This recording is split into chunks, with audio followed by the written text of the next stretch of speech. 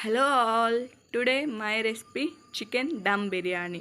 First ఒక బౌల్లో chicken తీసుకొని దానిపైన ఫ్రైడ్ ఆనియన్స్, పసుపు, కారం, కాస్త ఉప్పు, కాస్త ధనియాల పొడి అండ్ కొద్దిగా ఎండు కొబ్బరి, చికెన్ మసాలా, గరం మసాలా అండ్ కొద్దిగా అల్లం వెల్లుల్లి పేస్టు, కొత్తిమీర అండ్ కొద్దిగా పుదీనా అంతా వేసుకొని బాగా కలిపేసుకోండి. దాంట్లో కొద్దిగా ఆయిల్, కొద్దిగా పెరుగు అండ్ హాఫ్ నిమ్మకాయ పిండేసుకొని బాగా కలుపుకోండి. మీరు కలుపుకున్న దాన్ని బట్టే బిర్యానీ అనేది టేస్ట్ వస్తుంది.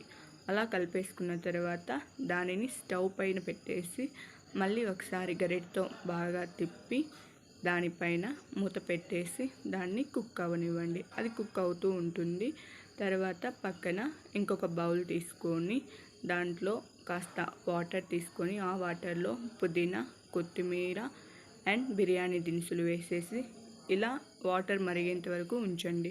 అలా వాటర్ మరుగుతున్నప్పుడు మనం ముందుగా నానబెట్టుకున్న బియ్యం ఉన్నాయి కదా, అవి వచ్చేసి దాంట్లో వేసేసి రైస్ ఇంతవరకు కుక్ అయ్యేంత వరకు ఉండనివ్వండి. అలా కుక్ అయిన రైస్ని దానిలోని వాటర్ అంతా తీసేసి ఆ రైస్ వచ్చేసి మనం ముందుగా చేసి పెట్టుకున్నాం కదా చికెన్ ఫ్రై, దాంట్లో పొరలు పొరలుగా వేసుకొని పొరల పైన ఫ్రైడ్ ఆనియన్స్, ఫుడ్ కలర్ అనేది ఆప్షన్, మీకు ఇష్టం ఉంటే వేసుకోండి లేదంటే లేదు.